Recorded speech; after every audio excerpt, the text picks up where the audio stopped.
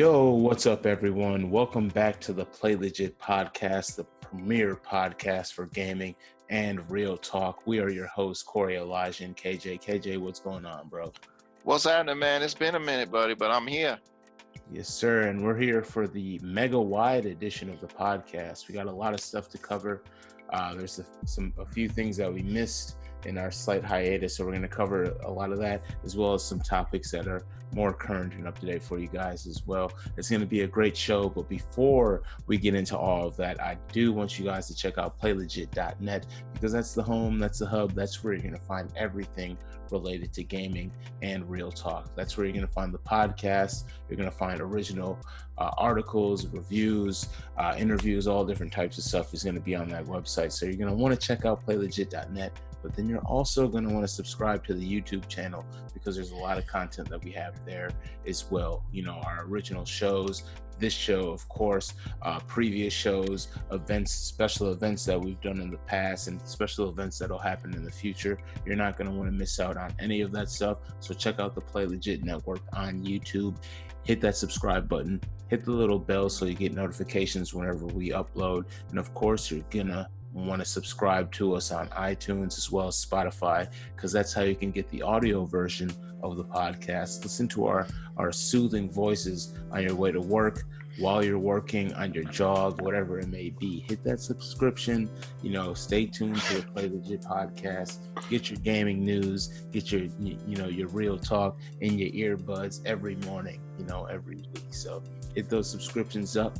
And it's going to be another great one. KJ, you got anything before we get on into everything, man? No, it's just I've been good, man. Hey, maybe you might want to tell the people what happened last week. Last week I had an issue with my net, which is no bueno, and I'm not going to shoot shots at Spectrum, but get your stuff together, man. That's all I'm gonna say about that. But we're good. We're ready.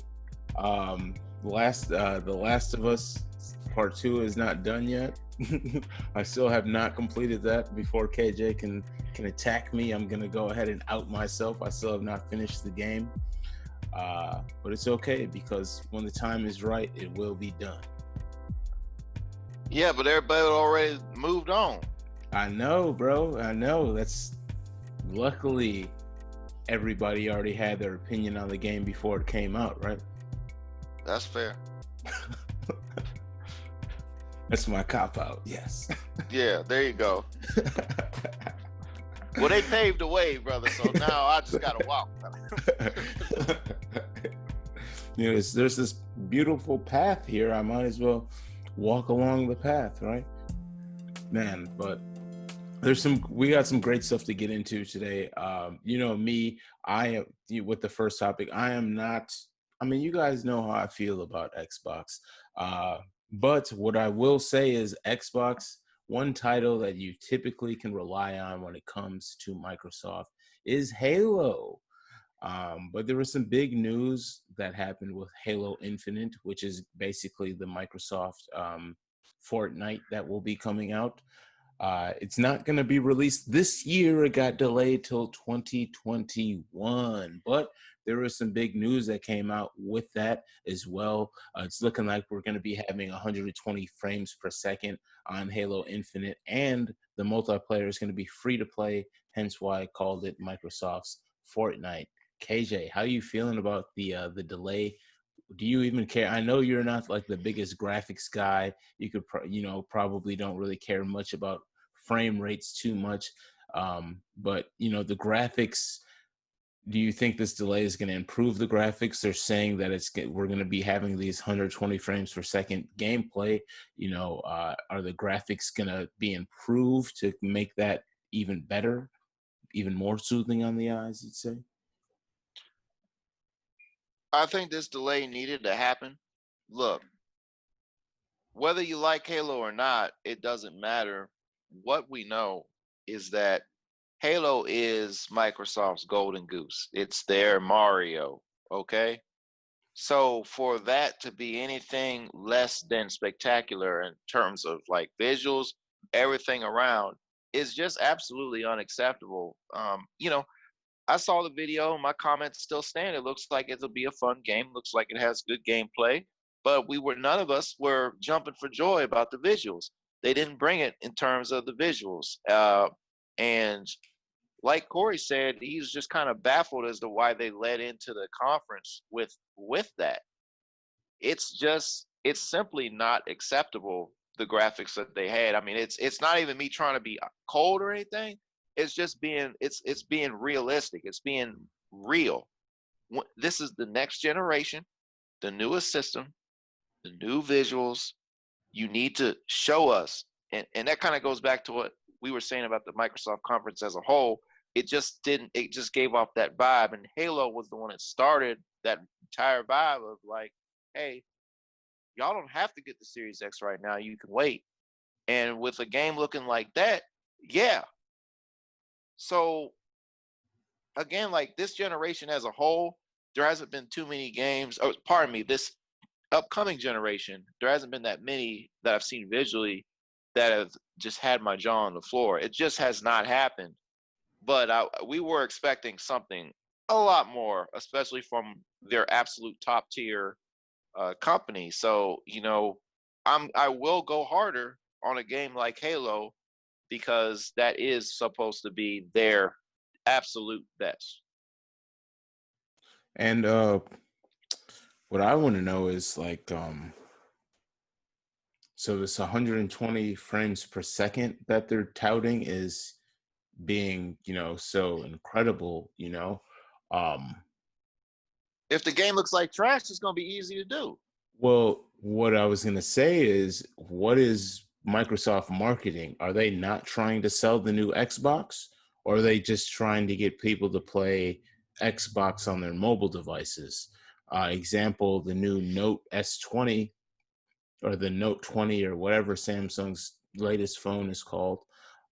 It has 120 frames per second, capabilities on the device, right? Xbox Mobile is one of the things that they were kind of touting in their presentation. They've partnered, Microsoft and Xbox has partnered with Samsung to bring Xbox gaming to mobile, right? This game is touting 120 frames per second. I mean, they're not touting that on any kind of television capabilities. So, I mean, if they're not having TVs that are doing 120 frames per second, and you're not hooking up your Xbox to a monitor that can, deal with these frame rates, are they saying basically, hey, we want you to play Halo on your phone and not on your Xbox? That's what really caught my attention, looking at the numbers, looking at the frame rates. I'm like, dude, TVs don't do that. So why are you pushing that? So I don't know how confident Microsoft is even in their console now. They've touted all of the teraflops and all of these specifications, but it seems every step of the way, whether it be graphics, with the resolutions of the games, and then certain specifications like the 120 frame rate, 120 frames per second frame rate, it just doesn't seem like they're really all in their console, and they're really trying to diversify into different cloud situations, or situations where you can take your gaming, play your games on any device, but still have that Xbox banner kind of follow you around for no reason at all. I don't know. I mean, it could be successful for them, or it could backfire. But just right now, y'all got Halo hurting right now. That was embarrassing in terms of graphics. And we saw their corporate response to it. And when you read that response, they basically danced around the main issue, and that is the graphics. That's the reason why this thing is being delayed. They told you that it was going to be coming out when the system launched, and then out of nowhere it's not. Come on now, it's because of the graphics. So that corporate response where they just didn't even address that, I was like, come on, y'all. Yeah, I mean, I don't know what's going on with Microsoft. They seem to have like they got too many hats on, or I don't know what's going on with it. But hopefully the game ends up being good. I'm I if ain't I worried about that. I'm worried about what is it going to All right, I'm done. Go ahead, man. My bad. You're worried about what it's gonna. I mean, it depends on what you're playing on, dude. If you're playing on an Asus, you know what I'm saying, smartphone, or if you're playing on a freaking Fire tablet, I mean, it might not look the best because it's looking like Xbox is literally gonna play on anything that has Android capabilities. Because Apple said no, we're not gonna be having any of that. So I don't know. Dude. Get ready for Halo on your smartphone. That's all I'm gonna say. No need to buy an Xbox. Just buy the PS5 and a new smartphone, a new Android, and you're good. It's disappointing, man. You notice that Sony's not making any of these like weird decisions.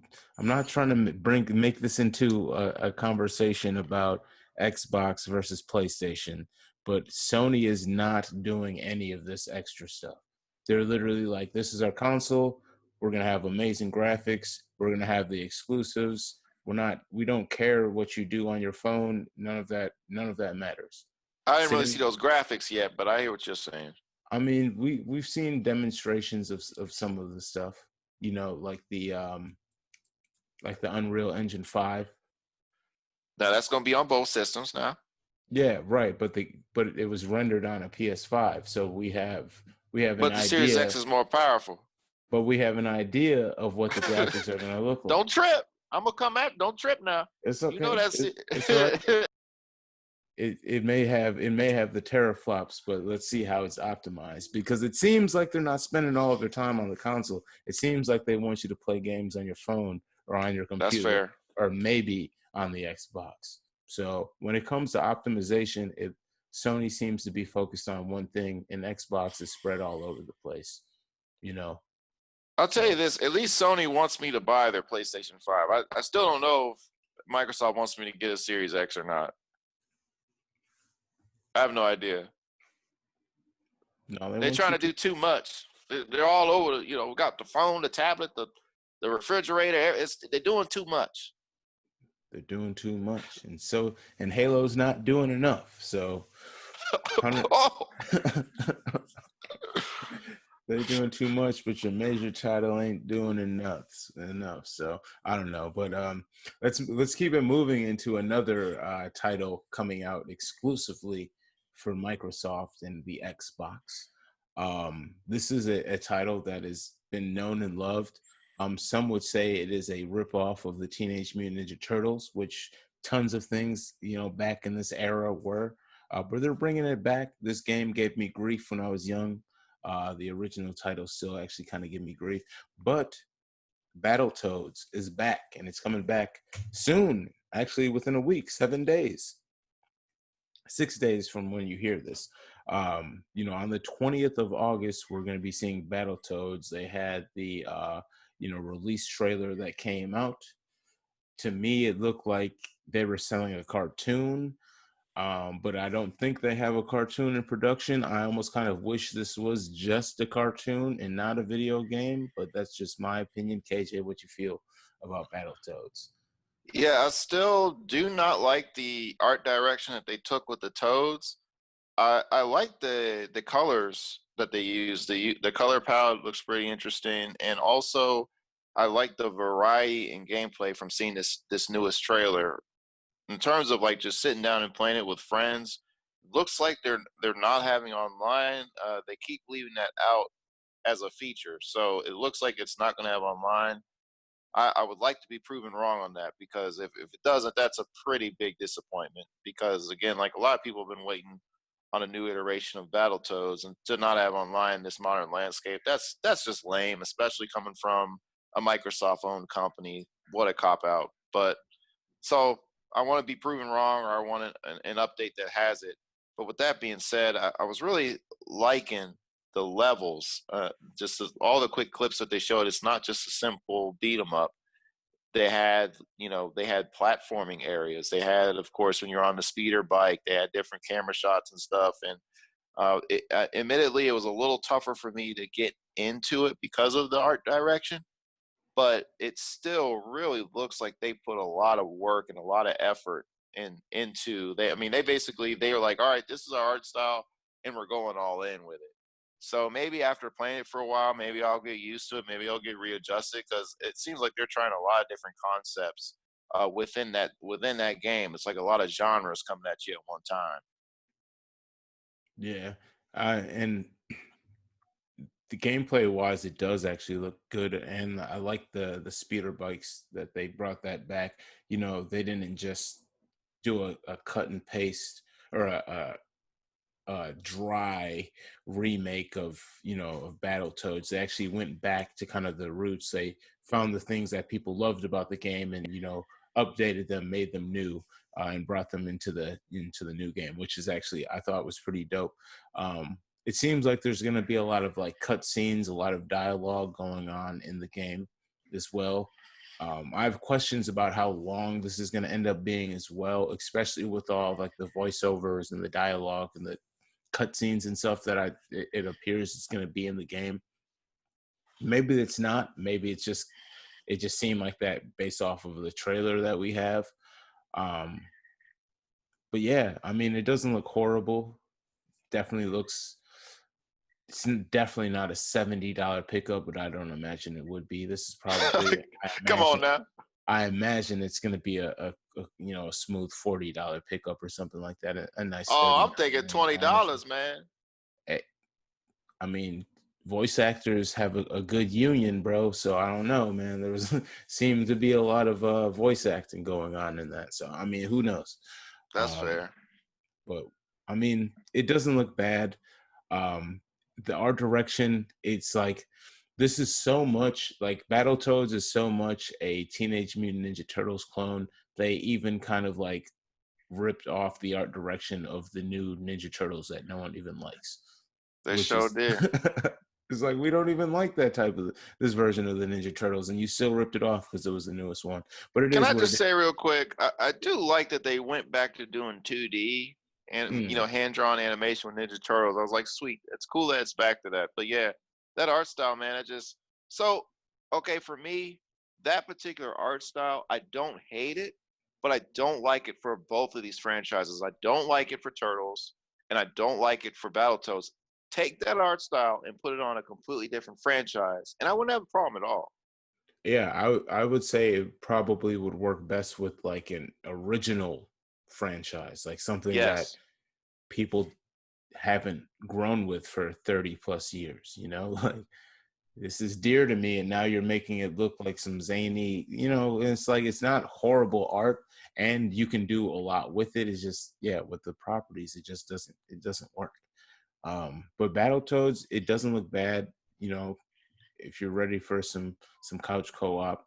Hopefully, like you said, we get some online with that somewhere down the road as well, especially coming from Xbox. Like you're supposed to be the, you know, let me chill out, you know, let me chill out a little bit on Xbox. But yeah. yeah. So yeah, let's switch gears. Let's keep things moving here. We got a lot going on in the mega wide edition of the Play Legit podcast. So this is something that I like because, you know, moving on from talking about Microsoft, let's move on to the big boys. We got some good Well, that was Sony news shade. here. We got some good we got some good Sony news Dang it. here. No, the Xbox great title Sea of Thieves is not coming to PlayStation 5, but that's okay. Uh, Everybody knows and loves the Avengers, right? You love the Avengers, I imagine. You've seen the movies, right, KJ? Oh yeah. You've seen, maybe even read some of the comic books. Everybody loves the Civil War arc in the Marvel comics. I imagine you've maybe even seen one of the giant paperbacks of that. Um, So I mean, it's big right now. The beta's out currently. People have been talking all about this. Brie Larson, you know, was having people attack her and then also love her on Twitter because she posted a picture of her installing the beta with her hand on a PlayStation controller. The Avengers game is coming out, and there's some big news because I mean, the most famous Avenger, probably the most famous Marvel character of all of them, is Spider-Man. And as you know, Spider-Man has a deal with Sony already, right?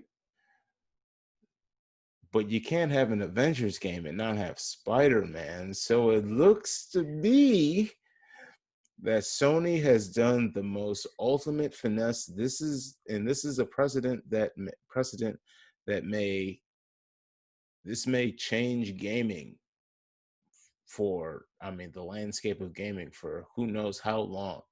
But Sony exclusively has the rights to the DLC content of Spider-Man in Marvel's Avengers game.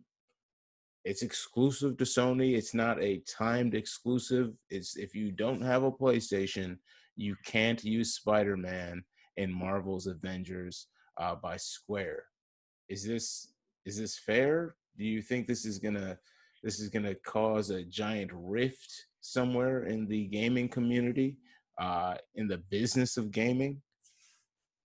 Are we going to see a lot more of these exclusive DLC packs to, these console locked DLC packs? I think that what I said about Avengers, the ruling on the field still stands. I said this will be the third time that this game is going to let a lot of people down. I wouldn't care if you had Black Panther, if you had Adam Warlock, Old Man Logan, Blade. I wouldn't care who it is. I told you this game is no good.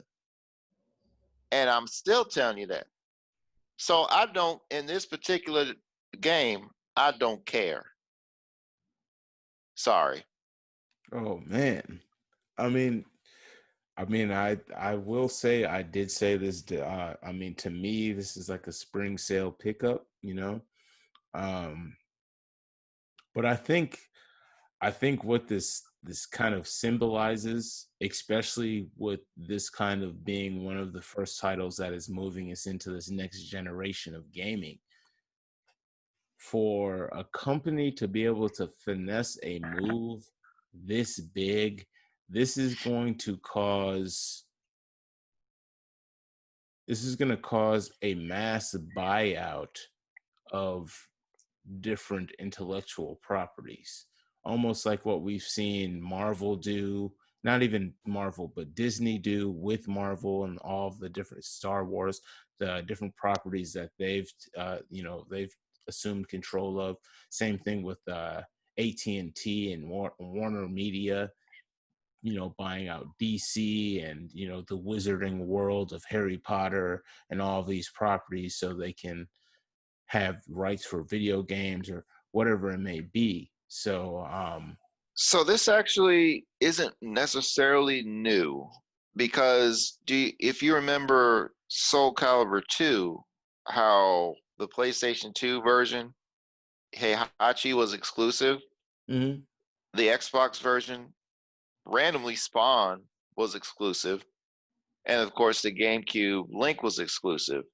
Mm-hmm. So it would be cool if, Xbox or whoever, wherever the Avengers is landing, Stadia, let's see, Stadia got what I'm saying is maybe that could be the thing too, is where it's like, all right, this system gets this character, this system gets that character. Because I mean, we've seen it in the past, So Hawkeye is another DLC character that they announced. I'm not sure if he's a universal DLC character.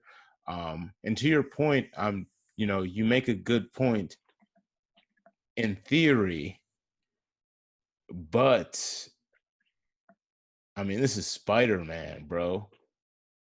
Yeah, and then so I hear that, but at the same time, what game is it happening in though? The Avengers. And how's the reception doing on the beta from the Avengers right now? But Spider-Man is an Avenger, is the thing. Like Soul Calibur, like Spawn's not in Soul Calibur.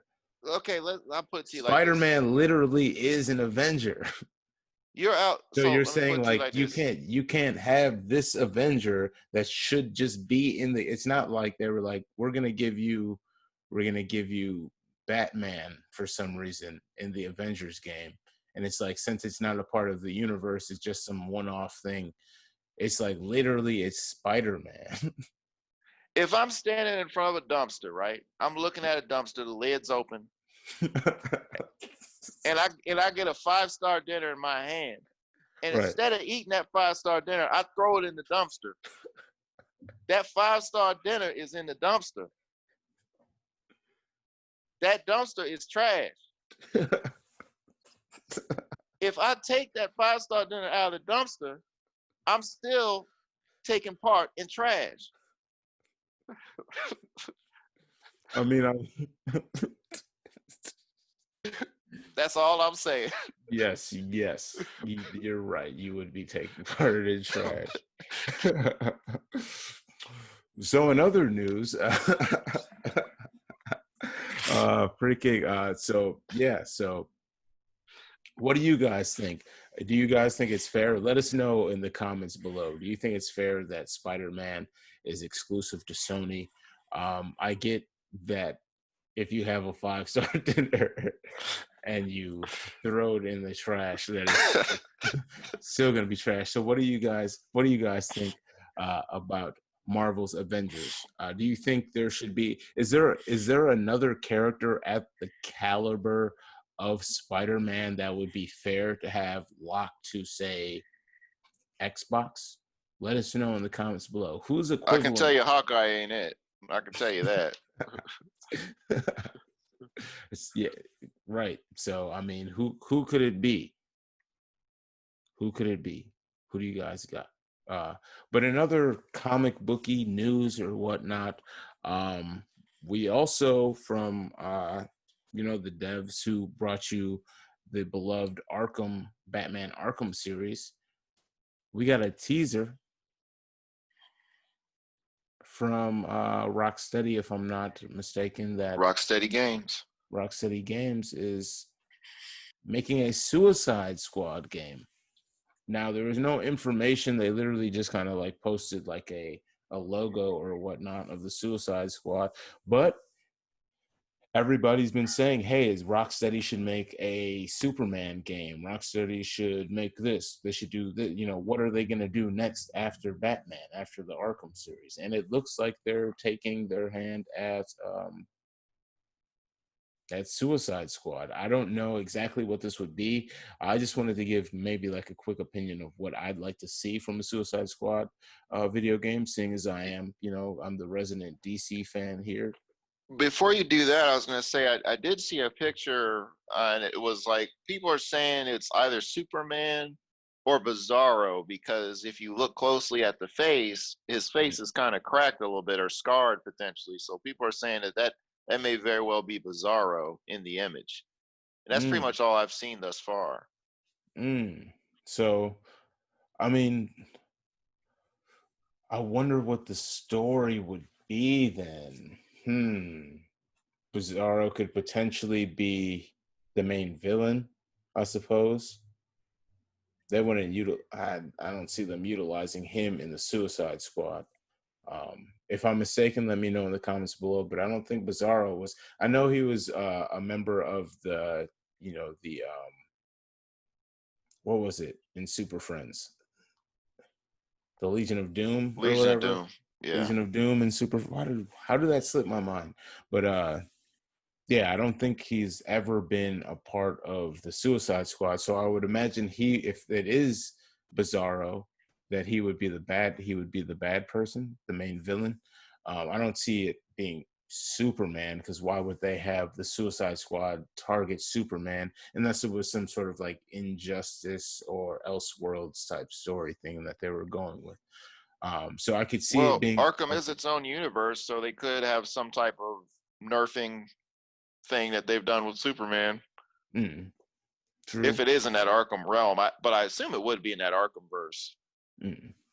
Yeah, which I mean, we could probably now call the Rocksteady verse, potentially their own Earth, maybe depending on how things goes, I guess we'd have to see what they do with this. But I mean, I'd be interested. I imagine it's going to involve Harley Quinn. I imagine we're going to see Deadshot, um, because they're probably the two most prominent Suicide Squad members. Um, I wonder what they're going to make Amanda Waller look like, and who else would be in the Suicide Squad. Um, I mean, would it be some of the characters that they've used in the movie? Would it be characters that they're taking from the comic book? Is it going to be like a vast array of characters where you can kind of swap out your squad based off your mission types and stuff like that with like a leveling system? I mean, there's a lot that you could do with this type of game, especially with a roster like the Suicide Squad. It's almost like a roster that you like, almost like the Teen Titans or so, where there's quite a bit of characters that you could swap out in and out. So, or even if you could say even the Justice League.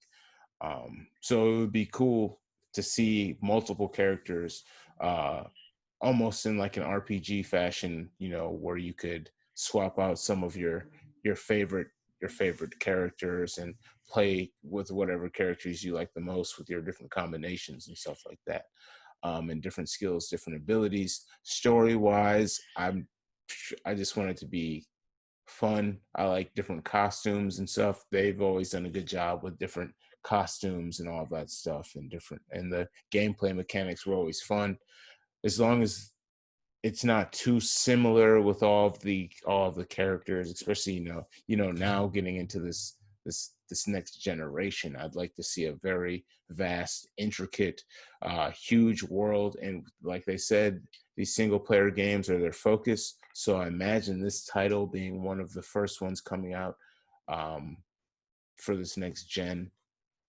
I think it could be something dope. I got my fingers crossed for it. Anything that's successful for DC, I like to see it go down.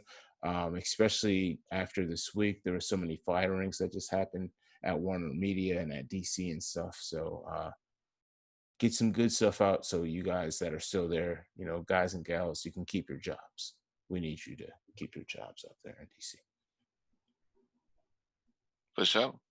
Yeah. All right, so let's keep things moving, man. This Mega Wide Edition keeps on rolling. We are now going to get into our recognized portion of the show. This week, we're going to be talking about one of the newest indie games that's coming out, called Hotshot Racing. Um, this is like a homage to like the 90s like style, like Sega arcade racers, where you're like going through the city, you crashing into people and stuff like that. KJ, what about this game kind of caught your attention? uh I know, like back in the day, I used to love playing like Daytona USA and games like that, or Cruising World, stuff like that. It looks like it kind of has that same kind of feel when it comes to racing and stuff. What did you like about this?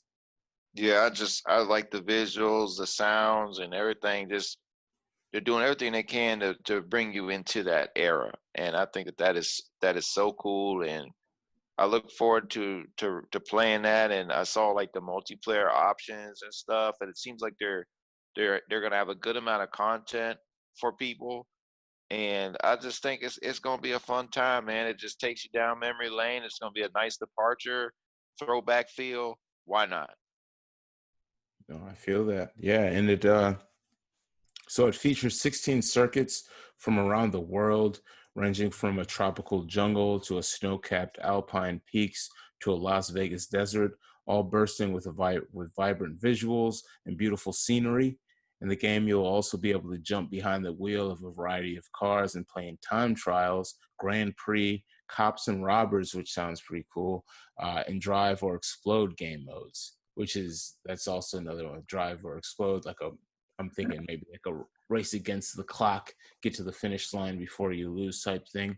All playable with up to 8 players online or 4 players locally. So you can have some pretty decent online races with that. So that's Or what appealed to me, is this the fact that you have those multiplayer options, and you know that the game's not going to be that much money either. You know that it's going to be affordable. You can just tell. And so just it's covering a lot of bases, and already those modes that you were saying, that just sounds like fun. You have some friends over, hey, let's do this, you know? right, yeah, and you have those different game modes. You have the cops and robbers too, so you have different things to kind of like go in and out of too. You get it, you know, especially with friends over. I can imagine easily spending an hour, a little bit more on this game, just playing different matches and stuff. You know, and that's what we want, especially from indie games. Spending that much time on an indie game, that's a win, I would say. You know, anything that can uh, get you into it and draw your attention for over an hour, especially playing with different people, playing with your friends, playing locally, or even playing online, is where it's at. So you guys, you definitely are going to want to check this game out when it drops. Look out for Hotshot Racing. You can sign up for the beta, um, and then yeah. We'll link that too. We'll have the link available for you guys in the podcast. So Yeah. So look out for that. Hot Shot Racing. And with that, we're going to take a quick break. We're going to let you guys get a word from our sponsors, and we'll be right back with the rest of the mega wide edition of the Play Legit podcast.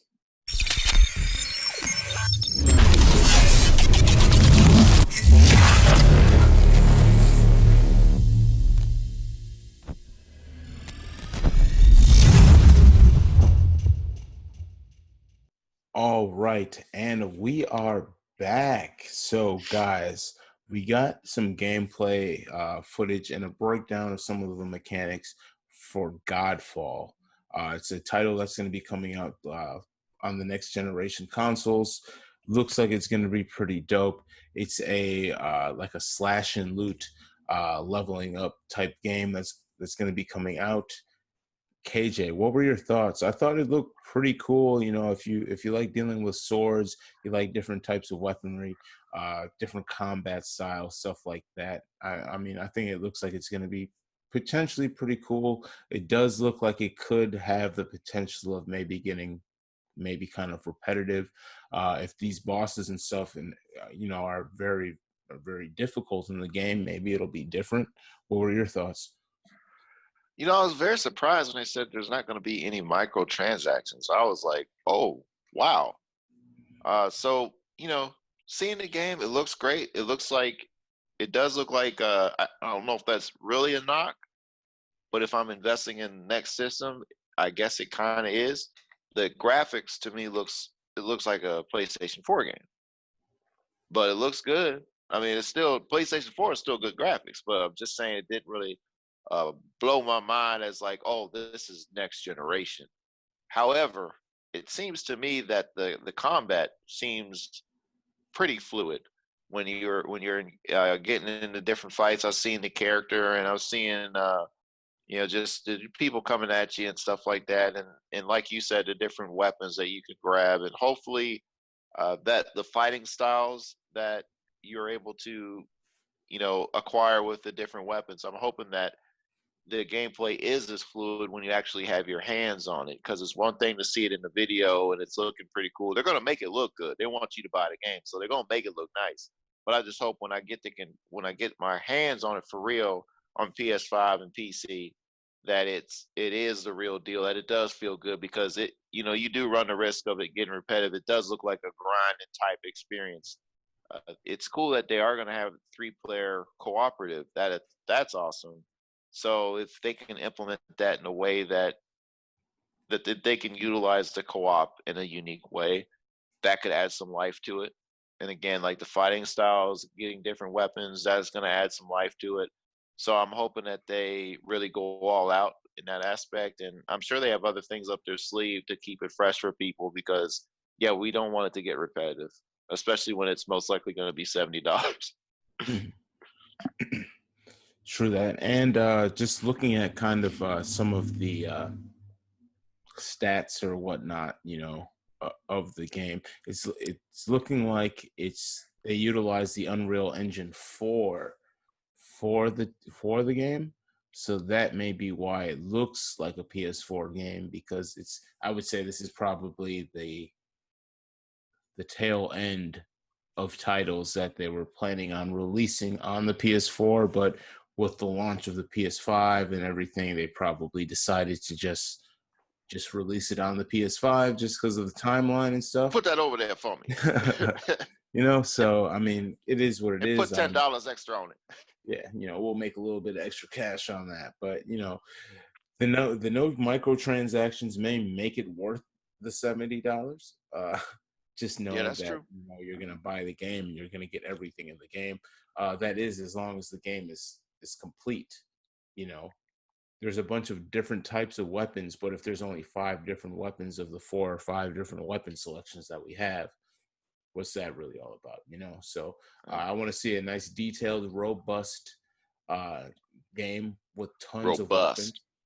Robust. This is launching on the PS5. You're using the Unreal Engine 4, so hopefully at least you're spending time making miscellaneous spears and stuff, because at least give us that. But as long as the gameplay doesn't get too repetitive, the leveling up system, allows you to get different skills and things, so it doesn't seem too repetitive. And then you also kind of have your customization of your play style. Then I won't be upset with it at all. We will see, though. We will see. So Gearbox, we got your eyes on you with Godfall, and hopefully it turns out good. So let's are you prepared? Are you ready?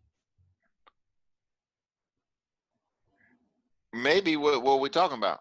We talking about a whole type of ghosts based in Japan, made by a Western company, but approved by Japanese people all over the continent, or the country, I guess. Across the land, you could say. Across the land. Yeah. And even parts of the sea. Ghost of Tsushima. It's time for that review, KJ. You set? Yeah. Hey, well, first, let's get your review from The Last of Us 2. Well, what I could tell you is you won't like Ellie as a person. I'll tell you that. But yeah, all right.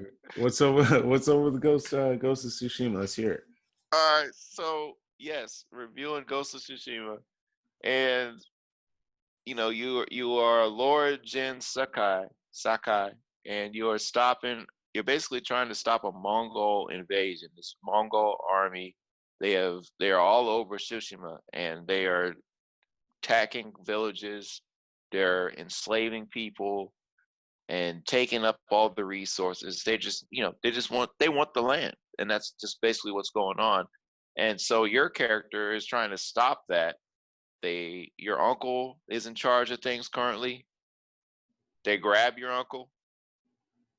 They want to use his power, and so you have to free your uncle. That's the mission. He wants to do that.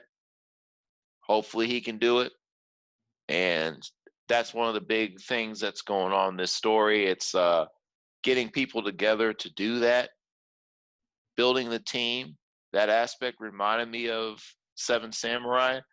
And there's a lot of things that go on in this game that remind you of Akira Kurosawa films. It's a love story to that. It's a love story to just samurai martial art movies in general. It's a different kind of feel, man. I think they got the culture down, the way people interact in this. I've heard some people talk saying that Jin is dull and stuff like that. Well, I think for those people, do like I did. I played the game entirely 100% with English subtitles and Japanese voice acting, because it's just different cultures going on. So it's just, he's not going to be doing Fortnite dances and all kind of just off the box stuff, because that's just not what it is. This is just different.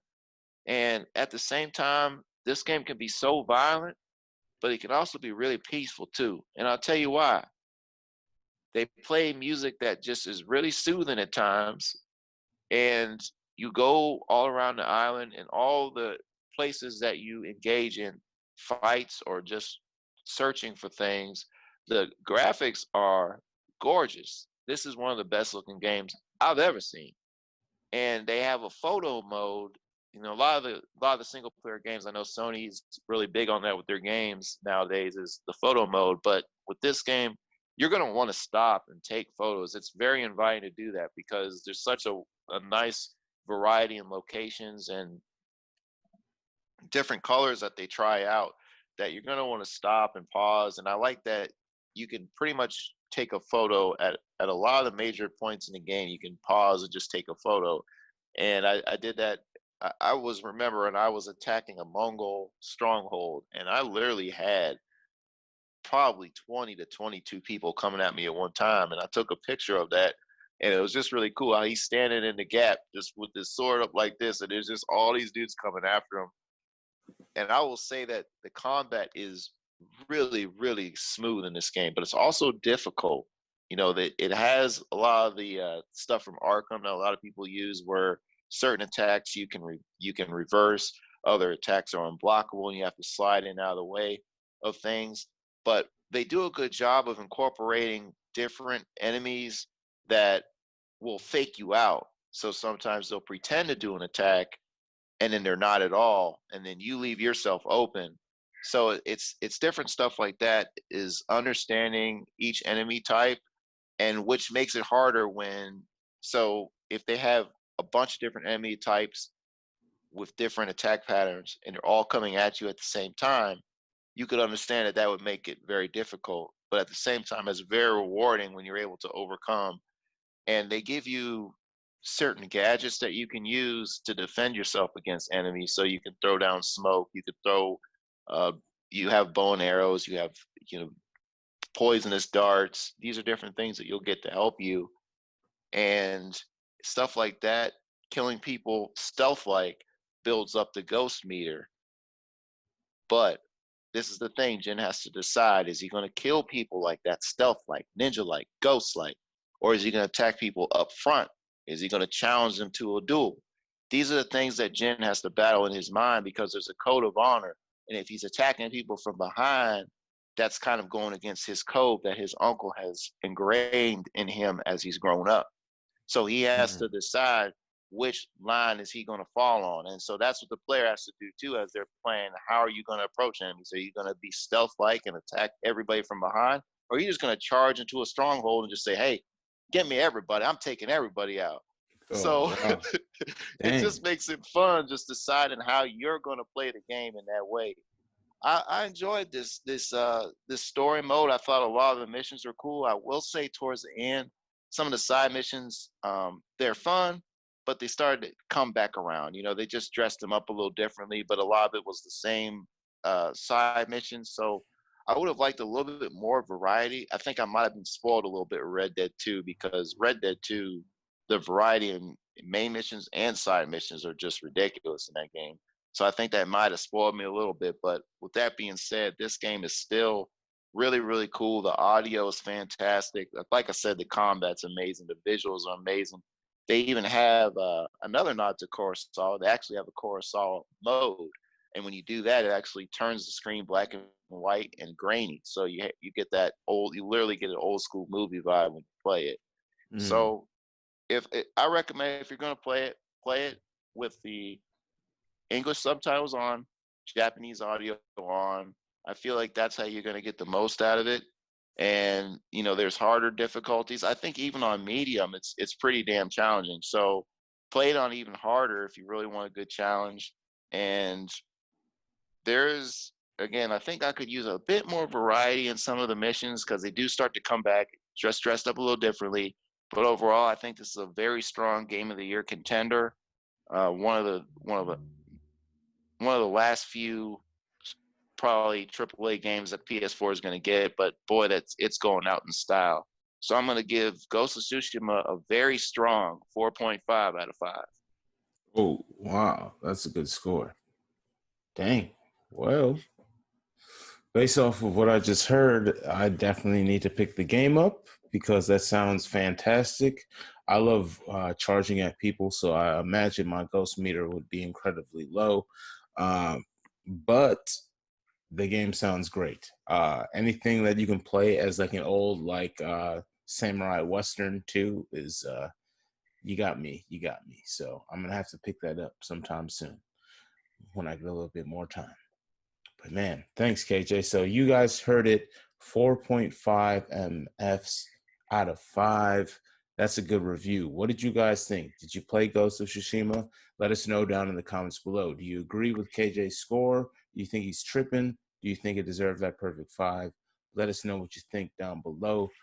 You guys are great. Or tweet at us. If you tweet at PlayLegit, you'll get at KJ directly and be like, bro, your review was garbage, or be like, hey, I completely agree with you, or like, hey, you should have gave him the extra 0.5 and gave him the solid 5.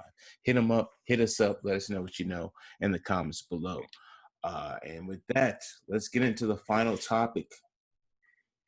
As you guys know out there, we've previously had on Tommy Tallarico of Intellivision, the CEO and president of Intellivision.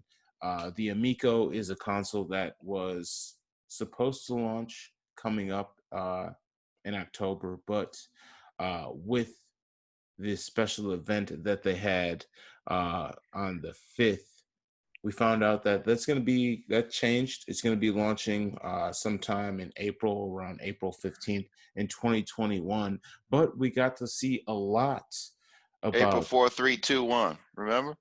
Yes, sir. April 4, 3, 2, 1. So we heard about a bunch about the Intellivision Amico. We just wanted to give you our thoughts, let you know what we feel about this console, about the event. In my opinion, I thought the event, just to kick it off, I thought the event was how it was held, how they put it together, for the size of the company that they have, what they were able to do for the event. I really enjoyed it. Tommy, he's a colorful character. I think he's a good guy to have as the face of the company. He definitely believes in everything that they're doing. He can be animated at times, pretty funny guy at times too, and he really helped drive the presentation and the event along throughout.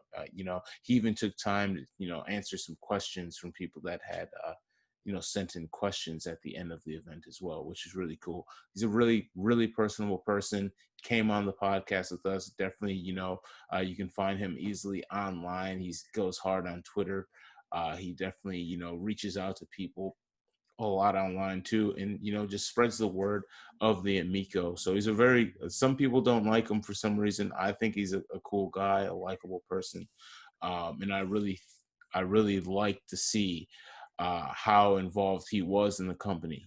It's not a fluke. He really believes in the Amico, and that alone helped open up my eyes and kind of stop me from just passing just frivolous judgment on a console that I may not have known much about or whatever. It really opened up my eyes to the console. There definitely was some titles on here that I liked. Especially the the teaser of the Earthworm Jim 4. Definitely thought that looked good visually wise. Definitely want to see what the game's going to be. But from what we saw, I at least know that the game that they create will more than likely, at least visually, be a good looking game. It looks like an updated version of Earthworm Jim. What the mechanics and all of that there's still so much that we have to see about the game, but it was cool to see that. I like the Evil Knievel just because Evil Knievel, just the name drops, just them subtly saying like, hey, we're actually spending some money, we're going to get in some names that people have heard of before. They talked about still working on trying to get a Tron property with Disney. So they're trying hard. They're really putting in work. This is really a family friendly console that they're putting out here. There is a few things that I would like to see definitely want to see more variety in graphics capabilities with the titles, especially now coming out. We're looking at a 2021 release. This is after this next gen is going to be coming out. People are going to be looking at these graphics. We still need to see exactly what Nintendo is going to be doing too. There's all types of different rumors brewing with Nintendo. Is there going to be an updated version of the Switch coming out? Not just like a larger battery, something that's a little bit more powerful, maybe with a little bit better graphics. We don't know. So right now, when it comes to competing with the Switch, even though they claim that's not what they're doing, and I understand, even though they claim they're not competing with the PS5 and the Xbox, when it comes to consumers, especially with the price point that we're at, that still is a reality. That is what's going to happen. But I mean, it doesn't look bad. It's definitely not on the level of what Atari is doing right now. So overall, presentation wise, I thought it was a cool presentation. Yeah, there's some stuff that I still want to see. But as a presentation, as a company that's basically, we could call them like an indie company in a way. They have the history of Intellivision, but when you look at them, comparing them next to the big boys, it's almost like an indie console company coming up to compete in this market. So I mean, more power to them. Hats off to them. I am definitely intrigued by, of course, Earthworm Jim. I want to see what else that's going to come out. The skiing game actually looks pretty good mechanic wise as well. It definitely looks like it's going to be, it's fun. When it comes to the mechanics of the Amico, it does look like it is fun. It's just when it comes to marketing to get people to pick up the console, I still feel like it's it's still going to be kind of a battle, but it's going in the right direction. I think that, ultimately delaying it, I think was definitely the best call. I mean, because the main selling point of the system is to get people together. And when you got this going on, it's kind of tougher to get people together. So I think that it's probably best to do that. And then I think, by the time it does come out, the library is going to be very hefty size by the time it comes. So it's going to make it a lot easier to sell too when they've got, because we know that's what moves the systems to the games. So I think that by the time that comes around, you're going to have that. And then also, I know that he wanted it to come out 10/10/20. We know that now, and I understand the reason behind it. And that's very heartfelt. And I would suggest too that though the system's not coming out on that day, maybe Tommy could still put out some type of special video on that day, anyways, and still be some sort of celebration. I think that would be really cool. And yeah, moving on, what I would say too is that I think that the presentation was good. It was very heartfelt. I would have overall liked to seen more gameplay from the games that they were talking about. Would have liked to see a little bit more, but at the same time, we got to hear from a lot of people that are, other than Tommy, that are invested in what Tommy is trying to do here. And that's good when you got a lot of people that are saying, hey, we're all in. We're going to give it a shot too. We like what you're doing. That's cool. So that's showing me that there's going to be some nice support when you get this system. It seems like you're going to have a continued lineup that's going to keep coming in of newer games. Obviously Earthworm Jim 4. You know me. That's what immediately got my eyes peeled to the system in the first place. So, and we know that it's going to have co-op. So I want to see how that's going to be implemented. I know it's going to be 60 frames per second, so that's pretty darn awesome, I'd say. Like the Evil Knievel, Tommy, I think we still need NBA Jam, buddy. So do what you got to do. We need NBA Jam on this system. But I like that y'all announced that there's going to be an exclusive MLB game. I think that's pretty darn big time right there. I think that was a little bit of an underrated announcement there. That was pretty huge. And then I like that Hot Wheels is coming out for the system as well. I mean, Hot Wheels is dope. So I'm pretty excited there's going to be a Hot Wheels. I also thought the skiing was looking really fun, and just with that, how the Intellivision controller is, and he broke that down for us, and he also broke it down at the end of the presentation video, and he's just really showing off the controller and just So you got to think about what some of these games that maybe are just on paper like basic, like skiing or cornhole and stuff like that. It's enhanced with this controller. So again, the fact that normally I would go hard on the graphics on a lot of these games, but every single one of them are going to be very affordable. So I can't really approach this like I normally would, and that goes for pretty much everything about this brand, because they came into the conference knowing their audience, knowing who it's addressed to. They made it very clear who it's for. They made it very clear who it's addressed to. And I think that that's something that the big dogs are having a problem with, is they'll just slap stuff together and hope something sticks. But it's like this, they're like, hey y'all, this is for the family. We know that we're not going after those guys. One of the ladies in the video said that. She knows that. She's like, no, we're not trying to do that. So I just think that they're being very real, and that's what I appreciate with this whole deal, is that they're letting you know, hey man, this is what we're doing. This is for the family. This is budget price games, and I just think if they're true to those price tags on those games, and they keep them coming, and the third party support continues to grow, I'm still saying look out. I'm still saying that. No, I feel that. It shows that, companies and properties are willing to work with them.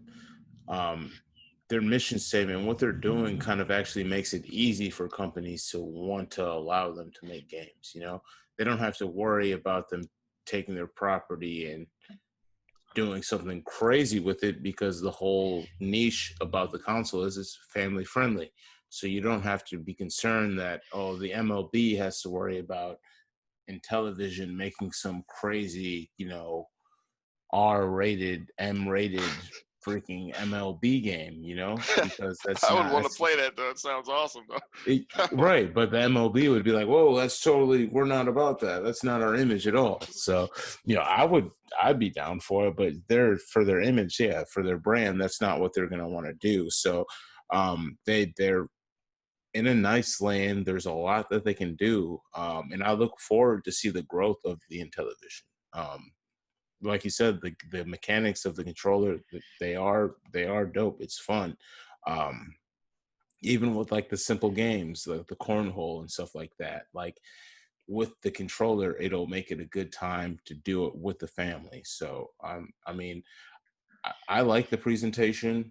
I'm all for Intellivision coming out here and doing what they're doing. It's not like some, not I don't want to be the guy that just pits companies against each other all the time, but what Atari is doing compared to what Intellivision is doing right now, they're in two different worlds. They're worlds apart, and Intellivision is the one that's doing it right. So I'm just glad to see that they're not out here just giving us a sandbox device. They're actually putting time in, developing games, developing their hardware, ever changing their hardware if need be. So hats off to the folks over at Intellivision, Tommy and the entire team.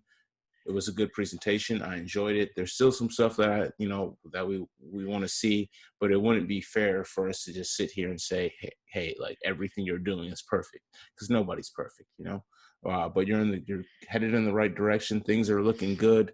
I'm excited. I can't wait till we get closer to the release date to see what else that we'll have. But I know the folks over there at Intellivision are full of surprises. So I know there's tons of stuff that will be popping up until then. All right. Well, you got anything else to add on the Intellivision special event for the Amico? Well, I just look forward to seeing more footage from the games. Like, obviously, they had to have known too, and they dropped a video from Jim that wasn't. Come on, let's see what gadgets. Let's see him shooting somebody. Let's see him with some goofy catchphrases, and but also I understand that they're gonna roll out more videos along the way, but I would have liked to see a little bit more just because I'm excited to play it. But they know what they're doing. So anyway, Right. Yeah, I mean, there's going to be some good titles, some good games in there. There's going to be a Bomberman game. It might not be called Bomberman, but they're going to have that. A bowling game, a boxing.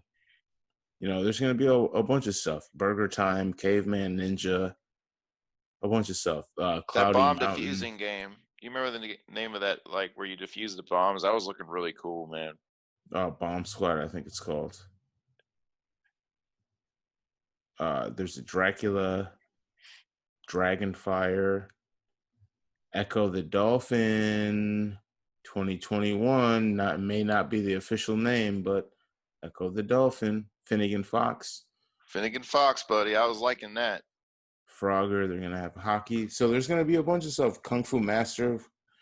There's gonna be a lot of stuff on there. Sesame Street Math Fun for an educational title. For the kiddies, buddy. Man. For the kids, no, man. For you, man. For you. Hey, man, I do like to count with the count. he is the homie. So I mean, things are looking dope. They got all the classics on there, Pong and all that stuff too. So the Amico is gonna be nice, man. I have faith in them. What do you guys think about the Amico? Are you picking one up? Look, man, in the comments below. The price is right on the games, and they know their audience. So it's just, I think they got a lot better of a chance than some of the haters are thinking that they do, man. I'm just saying.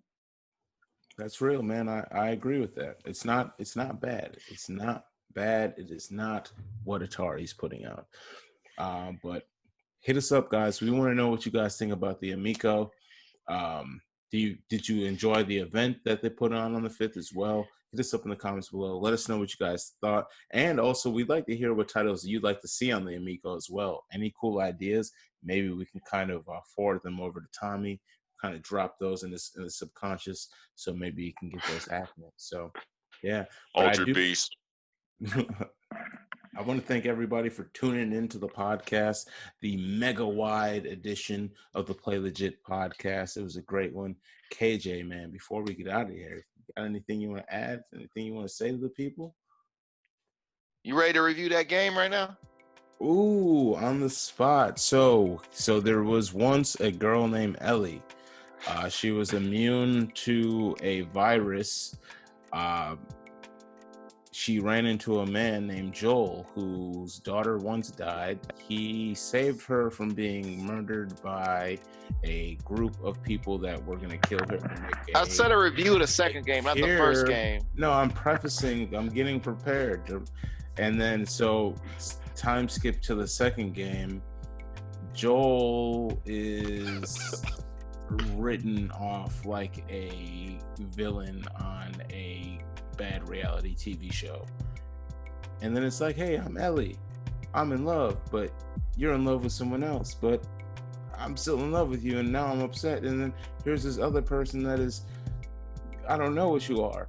And so before I say anything I probably shouldn't say, I would love to thank everybody for tuning into the podcast this week. You will eventually one day get a real review of The Last of Us 2 from me. But I do want to say shouts out to KJ for the fantastic review of Ghost of Tsushima. If you have not checked that out, make sure you check that out. Pick it up. I'm feeling like I need to go pick that up myself. Make sure you check out playlegit.net. That's the home, that's the hub. That's where you're going to find everything legit when it comes to gaming and real talk. Make sure you follow us on social media at Play Legit across the board. You can follow me at Koerri Elijah across the board as well. Subscribe to the YouTube channel Play Legit Network on YouTube, as well as to all of the podcast locations. So iTunes, Spotify, Google Podcasts, Anchor, all of that. Just look for the Play Legit podcast. You'll find us. Hit the subscription, because every week we drop that heat. So with that said, man, this has been another episode of the Play Legit podcast, episode 24, the mega wide edition. Thank you everybody for tuning in, and we will catch you in the next one. Peace. Mega wide.